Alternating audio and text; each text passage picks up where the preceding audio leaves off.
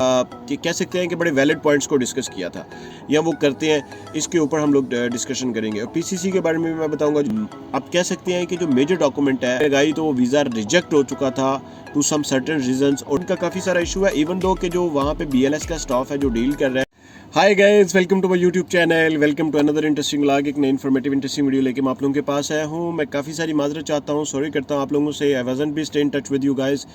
मैं ट्रैवलिंग कर रहा था, काफ़ी लंबी ट्रैवलिंग थी, अप्रॉक्सीमेटली 2 to 3 मंथ्स की ट्रैवलिंग जो है ना वो चल रही थी। ऑन एंड ऑफ आप लोगों के साथ स्टे इन टच था, इंशाल्लाह भी आपके साथ मैं प्रॉपर्ली स्टे इन टच रहूँगा। आज की जो वीडियो है बड़ी इंटरेस्टिंग वीडियो है। इस वीडियो में पिछली वीडियो में हमने जो इससे पिछली वीडियो थी इसी टॉपिक से रिलेटेड, उसमें हमने कुछ 3 से 4 कह सकते हैं कि बड़े वैलिड पॉइंट्स को डिस्कस किया था। तो इस वीडियो में मैं आप लोगों के साथ वो सारी चीज़ें शेयर करने जा रहा हूँ जो एक प्रॉपर एक्सपीरियंस बेस्ड चीज़ें हैं जिनको लोगों ने फेस किया है और उसके बाद शेयर की हैं। कुछ केसेस हमने खुद उनको इनरूट किया है और उसके बाद चीज़ें समझ आई हैं।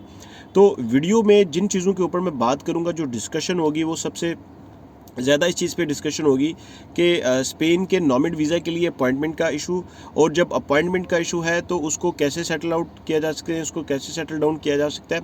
और इसके लिए दूसरी चीज़ जो सबसे इंपॉर्टेंट है वो ये है कि कौन से डॉक्यूमेंट्स की वेरिफिकेशन बहुत स्ट्रांगली करते हैं वो लोग, और जिसके ऊपर वो वीज़ा रिजेक्ट भी कर सकते हैं। तो अभी तक जितने भी लोगों ने मेरा चैनल सब्सक्राइब किया है, मेरी आपसे रिक्वेस्ट है कि काइंडली जब भी आप वीडियो देखते हैं तो किसी चीज़ की समझ नहीं आती तो सर काइंडली वीडियो को कमेंट करके ज़रूर बताया करें। जो लोग चैनल पे नए हैं, मेरी आपसे रिक्वेस्ट है सर काइंडली चैनल को सब्सक्राइब भी कर दीजिएगा। वीडियो अच्छी लगती है इसको लाइक भी कर दिया करें, शेयर भी कर दिया करें। जब चैनल को सब्सक्राइब करते हैं तो जो बेल का बटन है इसको ज़रूर प्रेस किया करें, ताकि कोई भी नई इन्फॉर्मेशन बेस्ड वीडियो है तो सबसे पहले वो आप लोगों के पास आपके नोटिफिकेशन बॉक्स में हाईलाइट हो जाती है। तो पॉइंट्स जो है वो ये है कि जी जो स्पेन का एक नॉमिड वीज़ा है उसके लिए हमें कौन से मेजर 3 से 4 डॉक्यूमेंट्स की ज़रूरत पड़ती है जो वेरीफाई भी किए जाते हैं। और पॉइंट नंबर 2 के ऊपर हमने ये डिस्कशन करनी है कि पाकिस्तान से जो लोग अप्लाई करने के लिए जाते हैं तो उनको कौन से प्रॉब्लम्स का या इश्यूज़ का या डिफ़िकल्टीज़ फेस करना पड़ सकती हैं या वो करते हैं, इसके ऊपर हम लोग डिस्कशन करेंगे। और PCC के बारे में भी मैं बताऊँगा, जिसको हम पुलिस क्लियरेंस सर्टिफिकेट कहते हैं, उसकी ज़रूरत पड़ती है नहीं पड़ती, कब पड़ती है, ये भी क्वेश्चन था। तो जो लोग भी मुझसे कांटेक्ट करना चाहते हैं, अपॉइंटमेंट बुक करना चाहते हैं, मुझसे बात करना चाहते हैं, मेरी इंस्टाग्राम आईडी आ रही है, मेरे इंस्टाग्राम अकाउंट को आप फॉलो कर लें।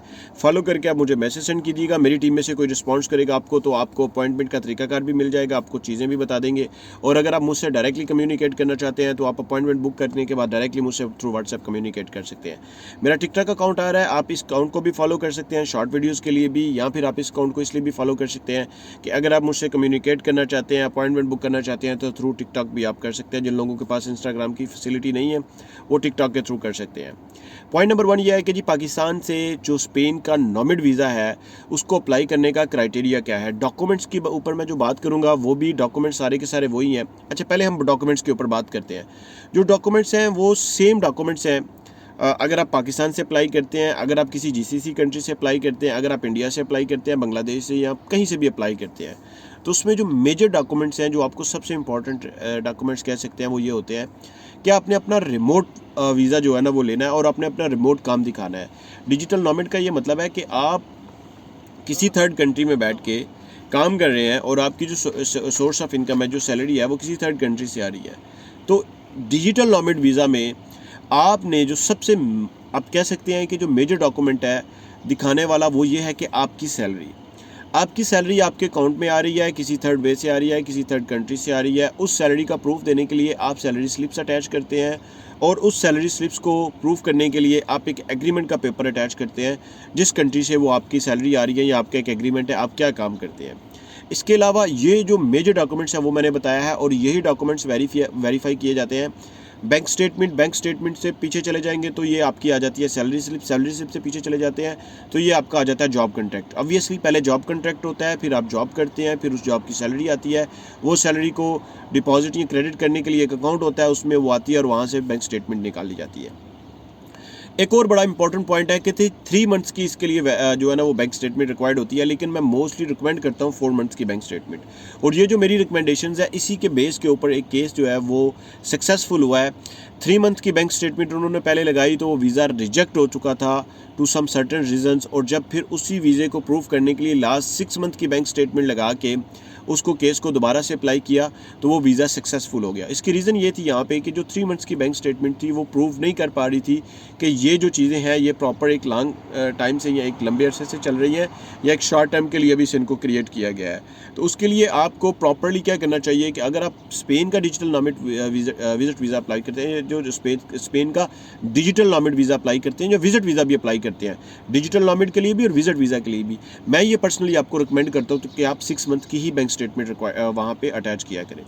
नंबर सेकंड के ऊपर आ जाता है कि जी जो हम लोग वहाँ पे अपॉइंटमेंट के पॉइंट ऑफ व्यू से, पर्टिकुलरली पाकिस्तान में, तो स्पेन की अपॉइंटमेंट का काफ़ी सारा इशू है। इवन दो कि जो वहाँ पे BLS का स्टाफ है जो डील कर रहा है स्पेन के डिजिटल नॉमिड वीज़ा को, उनको इतनी ज़्यादा इन्फॉर्मेशन भी नहीं है स्पेन के डिजिटल नॉमिड वीज़ा से रिलेटेड।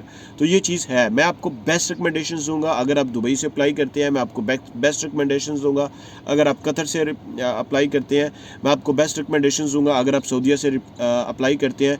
तो इन जगहों से आपके केसेस की जो सक्सेस रेशो है वो कह सकते हैं कि 100% है। थर्ड नंबर के ऊपर था कि जी PCC को अप्लाई करना चाहिए। PCC हमें रिक्वायर्ड होता है एग्जैक्टली डिजिटल नॉमिड वीज़ा के लिए आपको PCC रिक्वायर्ड होता है, लेकिन PCC आपने लेना है उस कंट्री का जिस कंट्री में आप रह रहे हैं।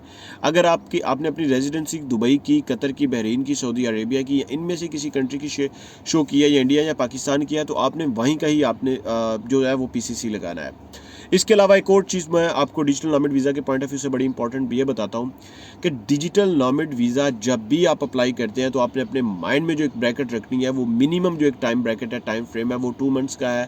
अगर आप इन कंट्री से अप्लाई करते हैं, दुबई से, सऊदी अरेबिया से, कतर से, बहरीन से, अगर आप अप्लाई करते हैं पाकिस्तान से, it may take more than 6 months, क्योंकि वहाँ से थोड़ा सा सिस्टम स्लो है, प्रोसेस स्लो है, और माइट भी पॉसिबल कि वो एक्स्ट्रा डॉक्यूमेंटेशंस भी आपसे रिक्वायर्ड कर सकते हैं विद रिस्पेक्ट टू कि जी जो आपकी सैलरी आ रही है आप इस पर टैक्स दे रहे हैं या नहीं दे रहे, टैक्स रिटर्न्स भी आपको सबमिट करना पड़ सकती हैं टू सम हो काफ़ी सारी। एक डिटेल डिस्कशन करेंगे टैक्स रिटर्न्स के ऊपर, कैसे टैक्स रिटर्न बनानी चाहिए UK, USA और बाकी कंट्रीज़ के वीज़ा को फाइल करने के लिए टैक्स रिटर्न्स आपकी कैसी होनी चाहिए, इसको हम कैसे बेहतर टैक्स रिटर्न बना सकते हैं। मिलते एक नए इंटरेस्टिंग व्लॉग में, तब तक के लिए स्टे ब्लेस्ड, अपना ख्याल रखिएगा।